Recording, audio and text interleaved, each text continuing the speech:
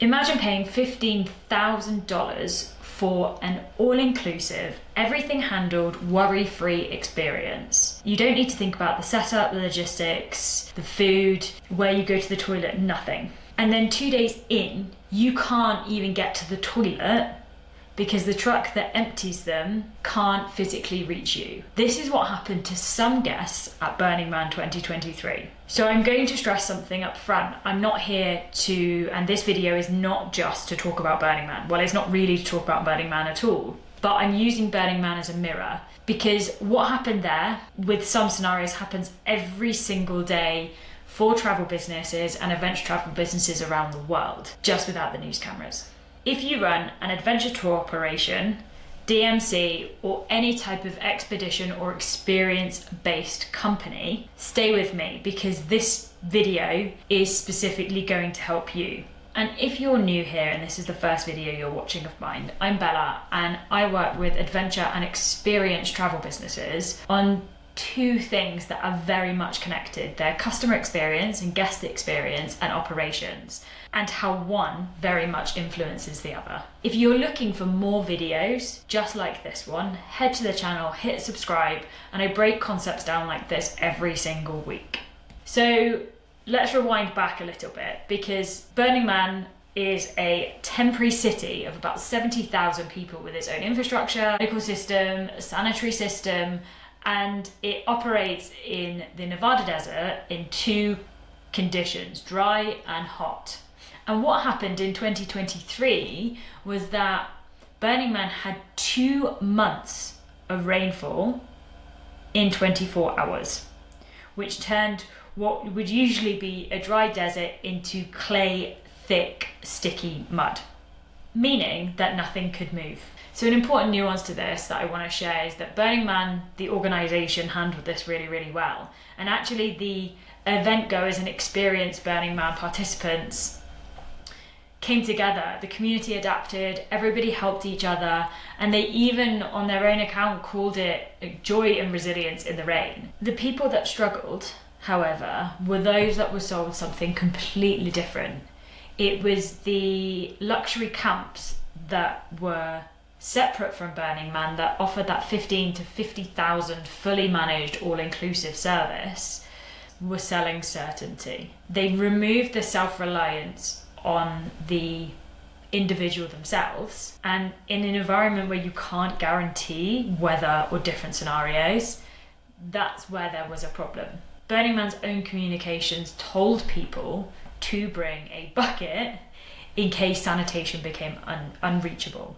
And what I ask to you in this scenario for your business is what you are selling the reality of what your guests are buying. Now, this doesn't necessarily mean that you're selling something inaccurate. This is about setting really clear expectation and communicating the reality of all that could possibly happen, especially in scenarios where weather, access, fitness, food, geopolitics, whatever it might be, is typically outside of your control and something that you cannot guarantee. How well do you communicate that? How well do you set expectations? And are you guaranteeing certainty for something that generally can't possibly be there? I would ask you to think, what does good look like for your itineraries? What does good look like for your specific routes? Have you thought about the what happens if our guide isn't available or comes down really sick? What happens if one of the guests misses the start point and we need to have them join later down the line? How do we manage these different scenarios or challenges so that we know that we can handle them with ease versus feeling reactive and stressed? There are three things that this situation surfaces really clearly, and the parallels it draws with your travel business. Firstly, everything being dependent on one person or system. So the access road for the sanitation trucks, there was one road. So when access was closed, they couldn't get through. Now, obviously we know that that wasn't actually catastrophic.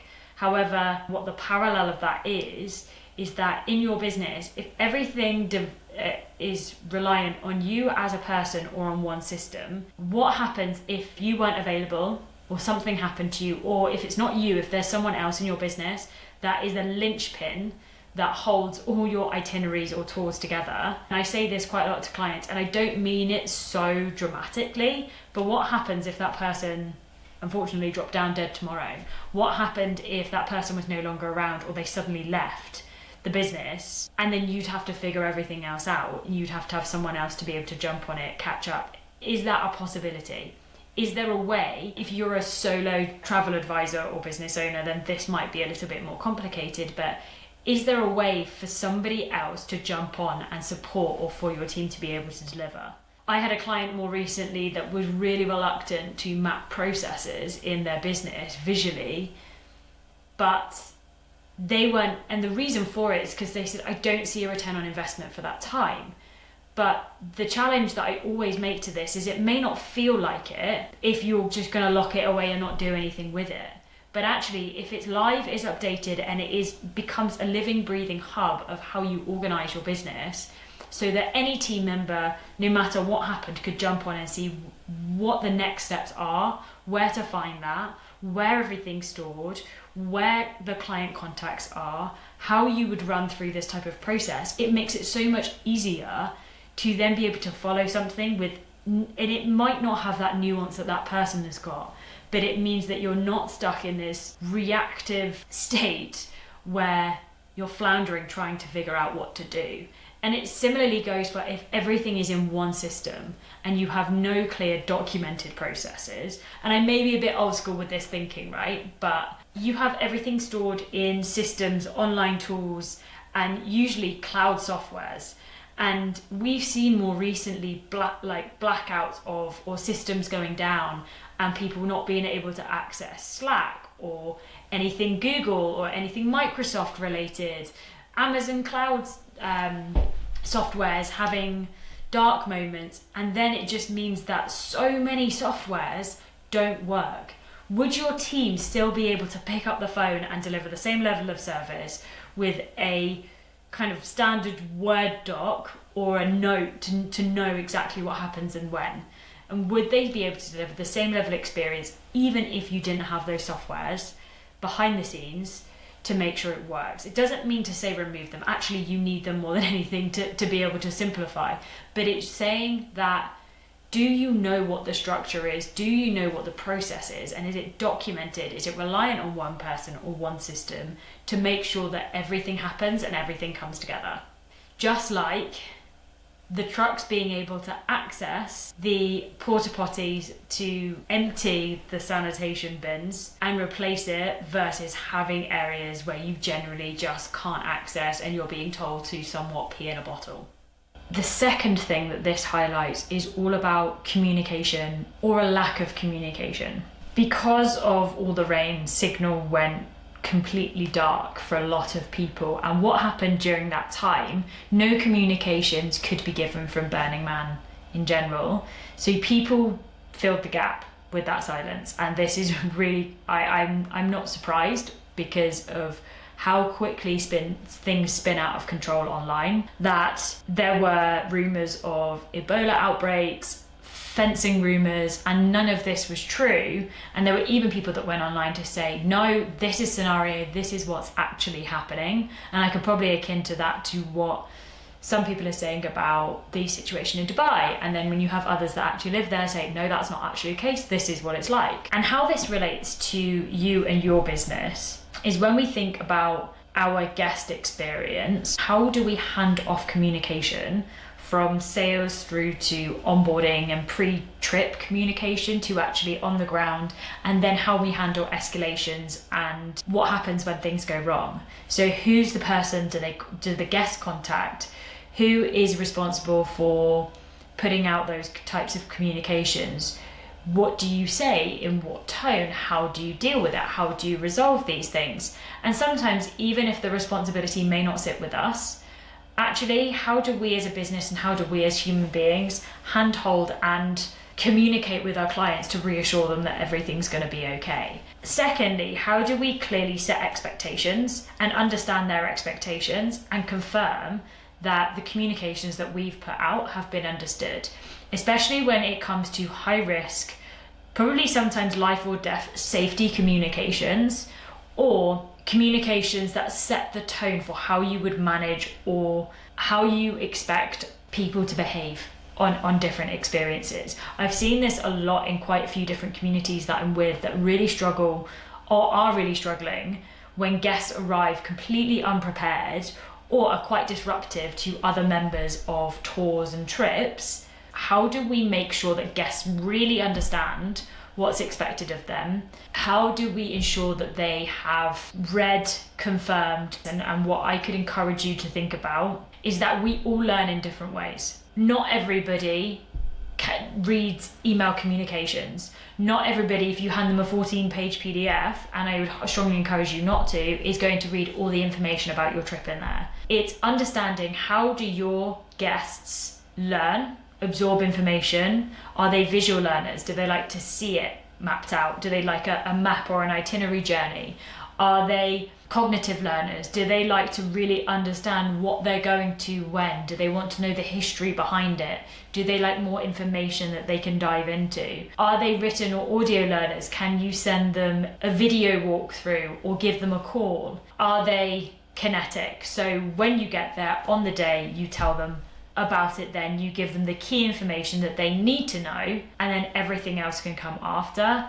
But they're quite intuitive, and once they're there in the scenario, they understand and they can be a part of it. When you start to understand these things, it means that you can vary how you're communicating with clients pre-trip to understand how you can get your message and your point across. And then designing that guest experience so that you know everything runs smoothly, and we don't then have issues where things fall through the cracks because we are relying on one person to be able to do everything, or we're relying on one type of communication to do the heavy lifting for us. What I would also caveat to this is that if you take bookings or accept bookings, or either you are a travel business and you work with suppliers or DMCs, or if you're a DMC and you work with tour operators or OTAs or booking platforms like Get Your Guide or Viator or Experian or TripAdvisor, there is a little bit of a grey area with where responsibility lies. Now, if you're a travel business and you're the person that works with suppliers, I would typically say that the responsibility starts and ends with you to make sure that you understand from the DMC what communications that you need to bring to clients up front, and then what do you need to make sure that the DMC communicates on the ground, and how are you managing that quality, because they're booking through you. The reputation starts and ends with you. Now, if you're a DMC that books through an OTA or a booking platform that's really self-guided, at that point I would recommend for you to know what communications do you need to have on your profile in your communications that doesn't sit and rely with them, because at the end of the day they're just a booking engine. You're the person that is managing the experience on the ground, and the responsibility really lies with you, even though they are the person that has booked it, because then by the nature of their platform, it's a very hands-off, self-guided process. So how can we help the guests as much as possible to be able to ensure that the experience is as seamless as possible? I worked with a client who had a rental and concierge service in Andorra here. And what we implemented was a system that worked within external booking platforms, so that even if a guest booked through booking.com or Airbnb or VRBO, that their information, and they would be connected with their booking platform, so they could communicate with guests directly in there. They could send them a check-in app and process, and opportunities for them to be able to add additions on, for example, like experiences in Andorra, like checking in and understanding the property. All of it was done with inside this app, so that it meant that they were able to manage the process themselves versus relying on the other platforms to be able to do that for them. The final thing is that the departure is still part of the experience. As soon as the gates opened at the end of Burning Man and people started to leave, the journey out took, I think, roughly around 6 hours. Now, this is not uncommon. If you think Glastonbury, I know friends that went last year, it took them 3 hours to walk across the camp to where their camp was. But for your business and for Burning Man specifically, how could they have designed something around that part of the journey where people are sitting in really long queues to bring them back together and help them reflect on their time? And what this means for your business is really about the departure, and something that I think is one of the most underrated and underinvested parts of your guest experience is how you offboard a client, how you say goodbye to your guests. Is it just goodbye? Can you leave us a review? Or do you create an experience that hands them off to make them feel special and really remind them and reflect back to them how beautiful their stay was?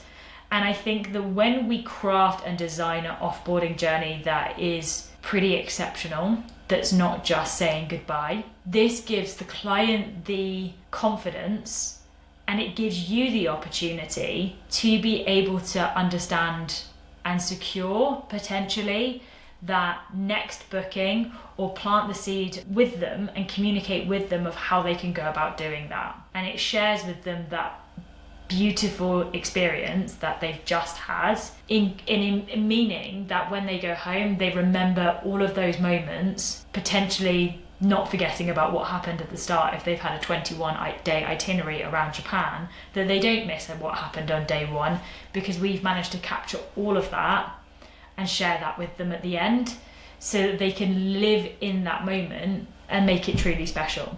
So let me bring this together, because I want to be really clear about something. A 24-hour rainfall is not a business failure, it's an act of God. And in an industry where external circumstances happen all the time, built on being in the world, being in nature, you can't plan your way out of these things. The goal here is not to eliminate risk altogether. That's not possible, and that's not really the point. What is possible and what is important is that when something unexpected does happen, you have a team that doesn't need you to be in the middle of it to make sure that it gets solved.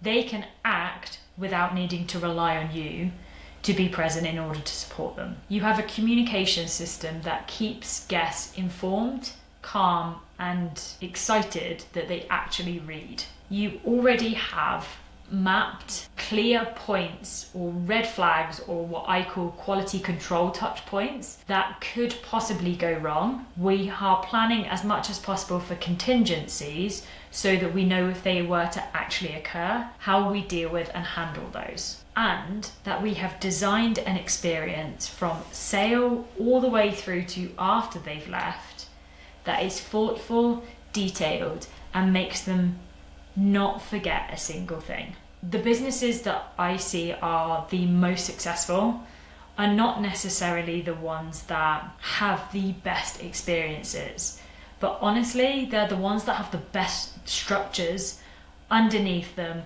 that don't rely on a single person or for you to be so involved in ensuring that it works and that it's possible. If any of this today, or what I spoke about, sounds familiar to you, or what you might be dealing with, I break loads of these concepts down in my email, The Long Stay, every single week. I will drop the link for you in the comments so that you can dive in and be a part of it.